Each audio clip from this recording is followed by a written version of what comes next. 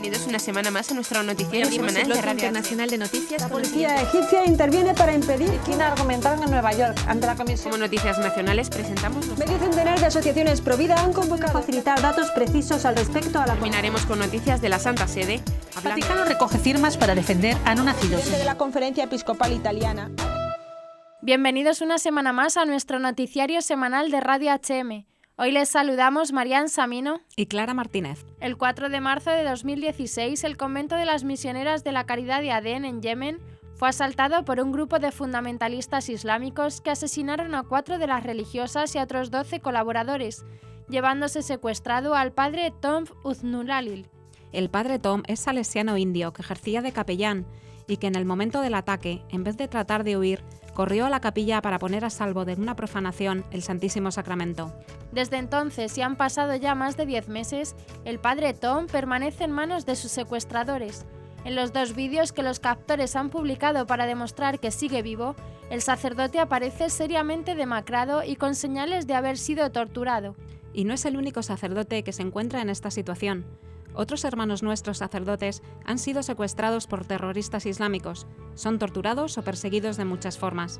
Otros muchos se entregan hasta el agotamiento al servicio de los cristianos perseguidos por mantener su fe en Cristo, o viven en contextos sociales donde el cristianismo es duramente discriminado y deben sufrir todo tipo de acosos, burlas y situaciones difíciles.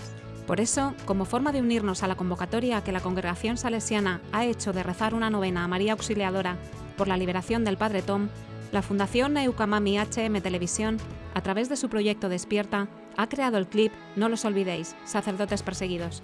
Este clip trata de promover la oración por tantos hermanos sacerdotes que se encuentran en situación de persecución, y más concretamente de secuestro, tortura u otras formas de martirio. Además, se ha diseñado un material gráfico con el mismo objetivo, colaborar en la difusión de petición de oraciones por el padre Tom, y junto con él, por todos los sacerdotes secuestrados a causa de su ministerio sacerdotal. Les animamos a difundir el vídeo y las imágenes para promover la oración por los sacerdotes secuestrados. Pedimos al Señor que sean prontamente liberados, que los defienda del mal, que los sostenga en la fe, en la esperanza y en el amor, que los cuide física y espiritualmente. Amén. Comenzaremos con las noticias de interés internacional. Pakistán. Padres perdonan a terroristas que mató con una bomba a su hijo. Francia. Cristianofobia aumenta un 38% en el último año. Albania. Orden de desalojo para una parroquia católica. Siria. Monseñor Arbatz.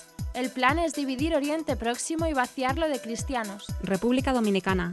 Obispos denuncian las élites que imponen ideologías. Pasaremos después a las noticias nacionales. Miles piden retiro de campaña transexual por corrupción de menores. 40 taxis a favor de la vida recorren las calles de Sevilla. Obispos propondrán a Santo Tomás de Villanueva como doctor de la Iglesia. Infancia Misionera sostiene 2.795 proyectos en todos los continentes. Una sala capitular plagada de camas. Y por último comentaremos algunas de las noticias más destacadas de la Santa Sede. La misión de la Iglesia es anunciar y llevar a Cristo en cada tiempo. Eviten ser cristianos perezosos estacionados en la Iglesia. Francisco, luchemos a diario contra el imperio de Satanás. Temblor en Roma durante la audiencia general del Papa. Papa Francisco, cuando las cosas se vuelvan oscuras, recen más. Basir era un joven católico pakistaní, guarda de seguridad voluntario que vigilaba la iglesia de San Juan en Jawanabad, en el estado de Lahore, en Pakistán. Murió al impedir que un terrorista suicida detonara el chaleco bomba que portaba dentro de la iglesia. Moriré, pero no vas a entrar en la iglesia, dijo el joven salesiano antes de que el chaleco bomba del terrorista explotara. Según cuenta el padre del joven Akash, su hijo conocía el sacrificio que estaba haciendo. Él dio su vida para salvar a cientos, incluso miles de personas que estaban en la misa aquella mañana. En el testimonio recogido por Ayuda a la Iglesia Necesitada, el padre de Akash explicó que lo más importante es que nuestra fe nos es dada por Jesús. Somos elegidos por Dios y Dios ha aceptado el sacrificio de nuestro hijo Akash. El padre del joven mártir precisa: algunos me preguntaron, ¿has perdonado a los que mataron a tu hijo? Y les digo, nuestro Papa Francisco nos llamó a vivir un año de misericordia. Por esto y por amor a Jesús, hemos perdonado a todos los que nos persiguen y están en contra de nosotros, para que ellos encuentren el camino recto de Dios. Según cuenta el párroco de la iglesia de San Juan, el padre Francis Gulzar, se ha perdido la confianza en la convivencia pacífica. Lo que nos sostiene en nuestra búsqueda de justicia es el recuerdo del heroísmo de Akash. El Observatorio Francés de Cristianofobia registró en 2016 un total de 376 actos cometidos contra iglesias, lugares de culto y sitios de Internet cristianos, con una incidencia especial en diciembre, mes en el que se atacaron 27 lugares de culto. En 2015 se habían registrado 273 actos contra objetivos cristianos, lo que indica un aumento en 2016 de un 38%. El año 2017 ha comenzado con varios actos vandálicos. El 16 de enero, el Cristo que corona el monumento erigido por católicos en honor a los muertos de la Primera Guerra Mundial amaneció cubierto de pintura rosa, en Fournes-en-Wepes, pueblo francés de 2.000 habitantes. El día 14 se descubrieron una decena de pintadas ofensivas en el interior de la iglesia Saint-André de la localidad de Niort. Este templo ya había sido atacado en septiembre de 2016, cuando se destrozaron una puerta lateral y la puerta de la sacristía del templo. El 12 de enero desaparecían los paneles indicadores que llevaban a los peregrinos y turistas a la Basílica de Notre-Dame de Marseille, una iglesia de estilo gótico meridional, de los siglos XIV y XV, abierta al culto, que es atacada con frecuencia. El 20 de enero, la parroquia de San Pío X y el centro pastoral del Basan, confiados a los religiosos de Don Orione, se cerrarán tras una sentencia del Tribunal Supremo de Albania. Los sacerdotes serán desalojados, dejando sin atención pastoral a la minoría de fieles católicos. En El Basan está en vigor desde hace años una disputa sobre la propiedad de los terrenos en los que se alza la iglesia y centro pastoral. La cuestión parecía destinada a resolverse a través de una comisión creada entre el gobierno de Albania y la Iglesia Católica, según lo previsto por un acuerdo. En su lugar, la comisión del jurado del Tribunal Supremo de Tirana se ha expresado definitivamente desestimando el recurso de la Iglesia Católica de Albania y del abogado del Estado sobre la cuestión del terreno del Basan. La sentencia, al entrar en vigor, obliga a liberar del terreno de todos los objetos sobre él y devolverlo. En estos días, los religiosos de Don Orione de Albania han enviado un mensaje a la Dirección Provincial de la Obra Don Orione en Roma, de la que depende la misión, expresando su grave preocupación. Del mismo modo, han informado a los obispos de Albania y a la Nunciatura Apostólica. El arzobispo greco-católico melquita de Homs, Monseñor Jean Abdo Arbat, explicó qué está pasando verdaderamente en Siria. Solo en su diócesis han muerto 420 cristianos a causa de la violencia. Todo el pueblo sirio sufre y está perseguido por ISIS, pero los cristianos suelen ser las víctimas, lamentó. Monseñor Arbat está convencido de que detrás de los conflictos que azotan a Oriente Próximo hay un plan para hacer desaparecer la presencia cristiana en la región. El arzobispo niega que lo que ocurre en Siria sea una guerra civil o una guerra de oposición al gobierno de Bashar al-Assad. Es una guerra internacional en la tierra de Siria. Hay casi más de 30.000 soldados rebeldes en Siria que no son sirios, afirmó. También agregó que se trata de un conflicto alimentado desde fuera para sembrar el caos en Siria y en todos los países de Oriente Próximo, como ya sucediera en Líbano e Irak con la Guerra del Golfo. Además, el prelado sirio reconoció que existe un gran miedo ante el éxodo cristiano y que esta es la primera herida de la guerra. La segunda es que los cristianos que ya viven en Europa pierden su identidad porque pierden sus rituales antiguos, destacó. El arzobispo de Homs afirmó que en Siria los cristianos no tienen miedo de ir a la iglesia, sino que tienen miedo a las bombas. En este sentido, cuenta que a pesar de que hace un mes en Homs recibieron 5 cohetes cerca de la parroquia, el templo sigue abierto y se sigue celebrando misa. Hace unos días estalló una bomba en la iglesia latina. Nadie sabe cuándo va a ocurrir, pero eso no significa que cerremos nuestras iglesias, explicó. En nuestras comunidades cristianas y musulmanas celebramos oraciones para pedir la paz, porque este sufrimiento toca a todo el pueblo sirio. Las bombas no distinguen entre cristianos y musulmanes. La Iglesia no ha abandonado de ninguna manera a los cristianos de Siria y de Oriente Próximo. Esto es una cosa muy importante. La Iglesia en todos los lugares reza y ayuda a los cristianos, concluyó Monseñor Albart. La Conferencia Episcopal Dominicana ha publicado la carta pastoral La mujer en la sociedad dominicana. Hemos de señalar, afirmaron los obispos, que en el Vía Crucis de sus vidas muchas mujeres dominicanas transitan por la calle de la amargura y el sufrimiento, cargando con los pecados y errores de una sociedad que no las valora ni respeta. Mujeres que añaden, como Jesús camino al Calvario, caen al suelo 1, 2 y más veces, por el peso insoportable de una canasta familiar inalcanzable y el drama de sus hijos pasando hambre. Falta la conciencia de un Estado que, como el Cirineo, esté dispuesto a hacer sacrificios, reduciendo el gasto de la burocracia y el clientelismo político para ayudar al desarrollo de la familia dominicana. Los prelados denunciaron que las élites de ciertos países ricos, dueños de los grandes laboratorios y fábricas de armas mortales, bajo el pretexto de la superpoblación, con el apoyo de organismos internacionales de prestigio, se han inventado la ideología de género, cuyo propósito principal encubierto es destruir la familia y arrasar con todos los principios éticos y morales. Es esa corriente ideológica la promotora del libertinaje sexual en adolescentes y jóvenes, del homosexualismo y del aborto. Por ello recordaron que el Papa Francisco nos pone en alerta sobre esta corriente ideológica. Otro desafío surge de diversas formas de una ideología, genéricamente llamada gender, que niega la diferencia y la reciprocidad natural de hombre y de mujer. Y en lo que tiene que ver con el aborto, exhortaron los obispos que a ningún católico le quepa la menor duda de que este es uno de los peores crímenes de la humanidad, como bien lo enfatiza el Papa Francisco. El aborto no es un mal menor, es un crimen. Es echar fuera a uno para salvar a otro. Es lo que hace la mafia. Es un crimen. Es un mal absoluto. Y agregaron: es necesario reiterar la oposición más firme a cualquier atentado directo a la vida, especialmente inocente e indefensa, y el neonato en el seno materno es el inocente por antonomasia. El Centro Jurídico Tomás Moro ha lanzado una recogida de firmas a través de la plataforma de hazteoír.org contra la campaña transexual de la asociación Crisalis Euskal Herria en las paradas de autobús del País Vasco y Navarra. Hasta ahora, más de 7.482 personas se han unido a ella pidiendo que se retiren los carteles por constituir corrupción de menores.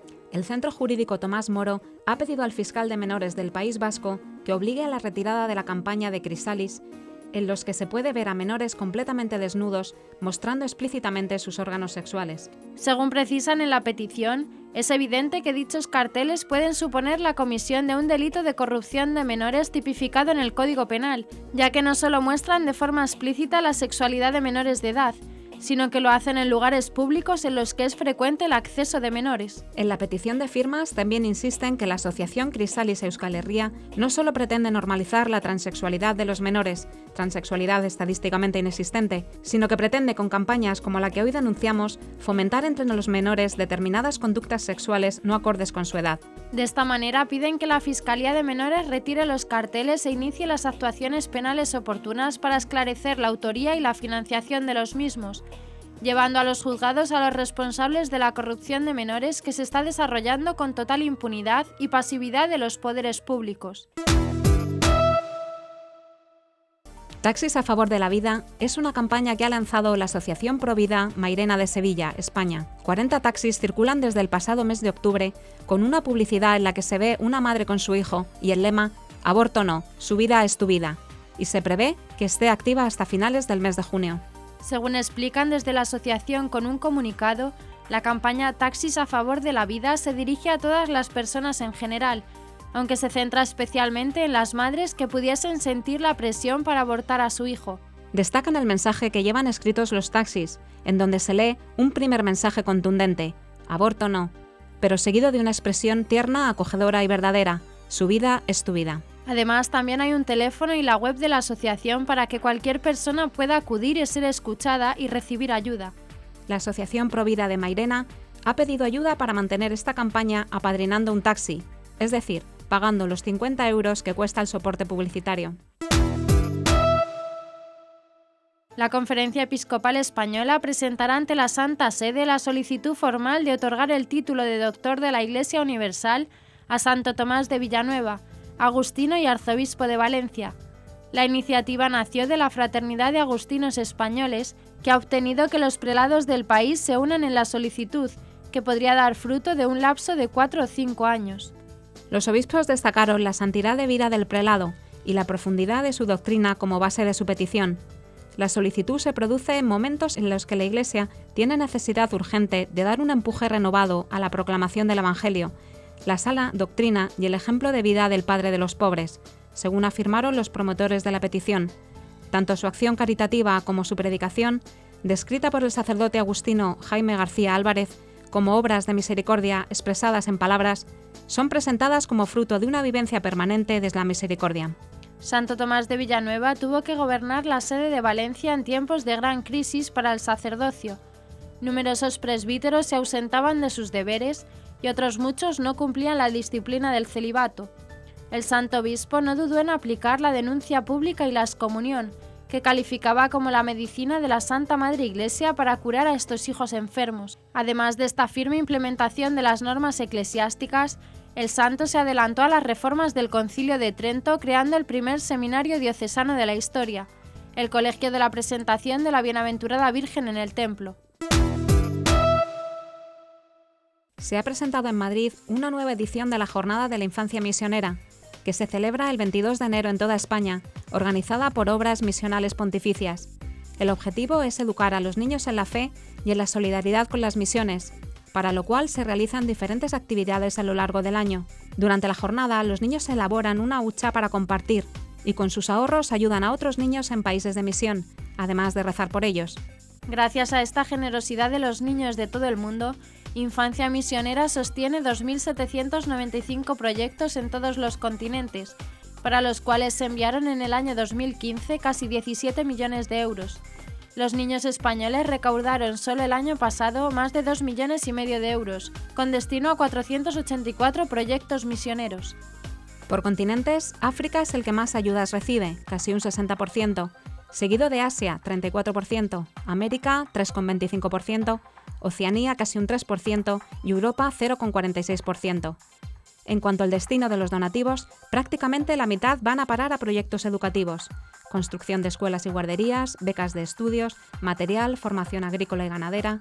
Un 29% se destina a la evangelización, dando especial prioridad a la transmisión de la fe a los niños, y el 23% de los proyectos tiene que ver con la mejora de las condiciones de salud, ayuda a orfanatos y comedores, sostenimiento de hospitales, compra de medicamentos y vacunas. En la noche del 16 de enero, en que las temperaturas en Barcelona bajaron hasta los 0 grados en algunos barrios y a -3 en el Observatorio Fabra, acudieron a la iglesia de Santa Ana una treintena de personas para cenar caliente. 12 quedaron a dormir y pudieron desayunar. El arzobispo de Barcelona ha habilitado la iglesia de Santa Ana, donde ha dispuesto una docena de camas para acoger a personas sin hogar durante el actual episodio de frío intenso en la ciudad. El párroco Pello Sánchez, que coordina toda la atención social, está valorando habilitar un espacio de la iglesia para acoger a sin techo durante todo el invierno. Mientras tanto, al menos por la primera semana, la sala capitular de la iglesia, que está dotada de calefacción, ha sido habilitada como dormitorio con 12 camas de campaña. Las personas sin hogar que se refugian en la iglesia de Santa Ana están atendidas por voluntarios, aunque el arzobispado ha hecho un llamamiento porque necesitan más para cubrir el horario entre las 4 y las 7 de la mañana. Al presidir el rezo del Ángelus, el Papa Francisco recordó que la misión de la Iglesia es la de anunciar al mismo Cristo, porque Él es solo el que salva a su pueblo. San Juan predica que el reino de los cielos está cerca, que el Mesías está por manifestarse y necesita prepararse, convertirse y comportarse con justicia, y se pone a bautizar en el Jordán para dar al pueblo un medio concreto de penitencia, dijo el Papa. Francisco explicó que su primer acto público, lo primero que hace cuando deja la casa de Nazaret, cuando tiene 30 años, es este: desciende a Judea, va al Jordán y se hace bautizar por Juan. El Santo Padre señaló que Juan queda desconcertado porque el Mesías se ha manifestado de una manera impensable, en medio de pecadores, bautizado como ellos, es más, por ellos. Pero el Espíritu ilumina a Juan y le hace entender que así se cumple la justicia de Dios, se cumple el diseño de salvación. Jesús es el Mesías, el Rey de Israel, pero no con la potencia de este mundo, sino como el Cordero de Dios que toma sobre sí y borra los pecados del mundo. La Iglesia en cada tiempo está llamada a hacer eso que hizo Juan el Bautista, aseguró. Este gesto litúrgico representa toda la misión de la Iglesia, la cual no se anuncia a sí misma, sino a Cristo. No se lleva a sí misma, sino a Cristo, porque es solo Él quien salva a su pueblo del pecado, lo libra y lo guía a la tierra de la vida y de la libertad, concluyó. En la homilía de la misa que celebró el 17 de enero en la capilla de la Casa Santa Marta el Papa Francisco, Llamó a los cristianos a llevar una vida valiente en contraposición de los cristianos perezosos que están estacionados en la Iglesia. El Santo Padre pidió evitar ser cristianos perezosos, cristianos sin voluntad de andar adelante, cristianos que no luchan por cambiar las cosas, por hacer cosas nuevas, cosas que nos harían bien a todos, cristianos estacionados, que encuentran en la Iglesia un buen parking. Francisco aclaró: cuando digo cristianos me refiero a los laicos, a los sacerdotes, a los obispos, a todos. Para esos cristianos perezosos, la Iglesia es un parking que custodia la vida y siguen adelante con todas las garantías posibles sin preocuparse. El pontífice resaltó que este es el mensaje de hoy. Tengan esperanza, esa esperanza que no decepciona, que va más allá. Una esperanza que es un ancla firme para nuestra vida. La esperanza es el ancla, la tiramos y nos aferramos a la cuerda. Esa es nuestra esperanza. La esperanza no es pensar que si existe el cielo, qué bueno, ya me quedo. No, la esperanza es luchar, aferrarse a la cuerda para llegar a nuestro destino. En la lucha de cada día, la esperanza es una virtud de horizontes, no de encerrarse. El pontífice reconoció que la esperanza quizás sea la virtud que menos se entiende, pero es la más fuerte. La esperanza, vivir en esperanza, vivir de esperanza, siempre mirando adelante con valentía. Alguno podrá decirme: sí, padre, pero hay momentos duros donde todo parece oscuro. ¿Qué debo hacer en esos momentos? Agárrate a la cuerda y amárrate. Francisco finalizó con una petición: que el Señor nos dé la gracia para superar nuestro egoísmo, porque los cristianos cerrados, los cristianos estacionados, son egoístas. Se miran solo a sí mismos, no saben levantar la cabeza para mirarlo a Él. Que el Señor nos dé esta gracia. La homilía del Papa Francisco en la misa que celebró en la Casa Santa Marta se centró en el Evangelio del día, en el que una gran multitud sigue a Jesús e incluso los malos espíritus reconocían que era el Hijo de Dios. El pontífice alertó entonces de los espíritus del mal que intentan llevar al hombre por caminos equivocados. Francisco habló sobre cómo en el relato evangélico los espíritus impuros reconocían que Jesús era el Hijo de Dios. Esta es la verdad. Esta es la realidad que cada uno de nosotros siente cuando se acerca a Jesús. Los espíritus inmundos buscan impedirlo, nos hacen la guerra. Pero padre, yo soy católico, voy siempre a misa. Nunca tengo estas tentaciones. Gracias a Dios, no. Reza porque estás en un camino equivocado, dijo el Papa. Una vida cristiana sin tentaciones no es cristiana, es ideológica, es agnóstica, pero no cristiana. Cuando el Padre lleva a la gente a Jesús, hay otro que te lleva a lo contrario y te hace la guerra desde dentro, y por eso San Pablo habla de la vida cristiana como de una lucha de todos los días, una lucha. Se trata de una lucha para vencer, para destruir el imperio de Satanás, el imperio del mal, y por eso ha venido Jesús, para destruir a Satanás, para destruir su influencia sobre nuestros corazones. Por tanto, el Padre lleva a la gente a Jesús, mientras que el espíritu del mal busca destruir siempre. El pontífice se preguntó si realmente uno lucha contra el mal y señaló que si uno quiere ir hacia adelante debe luchar, sentir que el corazón lucha para que Jesús venza. Pensemos cómo es nuestro corazón. ¿Siento esta lucha en mi corazón? Entre la comodidad o el servicio a los otros, entre divertirme un poco o hacer una oración y adorar al Padre, entre una cosa y la otra, ¿siento la lucha? ¿Quiero hacer el bien? ¿O hay algo que me detiene, me vuelve ascético? ¿Creo que mi vida conmueve el corazón de Jesús? Si no creo esto, tengo que rezar mucho para creerlo, para que me sea dada esta gracia, expresó el Papa. Un fuerte temblor de tierra, seguido por varias réplicas, sacudió el centro de Italia y se sintió con intensidad en Roma. Los fieles congregados en el aula Pablo VI en el Vaticano para asistir a la audiencia general presidida por el Papa Francisco se vieron sorprendidos por este fenómeno, aunque en ningún momento se registraron escenas de pánico. En la capital de Italia se cerraron varias estaciones de metro y se evacuaron colegios, museos y monumentos como medida de precaución. Los sismos tuvieron su epicentro en el centro del país. El primer temblor se produjo a las 10:25 hora de Roma, el segundo a las 11:14 y el tercero a las 11:25. Los tres tuvieron una intensidad mayor a 5 grados. En la tarde de Roma hubo un cuarto sismo a las 14:33 horas. Según explicó el Instituto Nacional de Geofísica y Vulcanología en un comunicado, el sismo se produjo en una zona al sur del área donde se inició la secuencia de temblores el 24 de agosto de 2016, en el centro de la península itálica, y que entonces provocó la muerte de 300 personas. De hecho, aunque en esta ocasión no se han registrado víctimas mortales ni grandes pérdidas materiales, Los destrozos en edificios y monumentos han afectado principalmente a localidades que ya habían sufrido las consecuencias de los temblores del 24 de agosto y del 26 y 30 de octubre. La esperanza y la oración, dijo el Papa Francisco en la audiencia general del 18 de enero, van de la mano y ayudan a descubrir al verdadero Dios. La oración te lleva adelante en la esperanza, y cuando las cosas se vuelven oscuras, más oración, dijo el Santo Padre a miles de fieles. En su nueva catequesis, el pontífice explicó que el profeta Jonás rechazó en un primer momento la llamada del Señor. Es un profeta que Dios envió a la periferia, a Nínive, para convertir a los habitantes de esa gran ciudad, explicó el Papa. Pero cuando Dios mandó a Jonás a predicar en esa ciudad, el profeta, que conocía la bondad del Señor y su deseo, buscó sustraerse a su misión y huyó. Durante la travesía de Jonás en el mar, comienza una terrible tempestad, y Jonás bajó a la bodega del barco y se abandonó al sueño. Los marineros, sin embargo, viéndose perdidos, invocaron a su propio Dios, expresó. El capitán del barco despertó a Jonás y le pidió que orase a su Dios, añadió Francisco.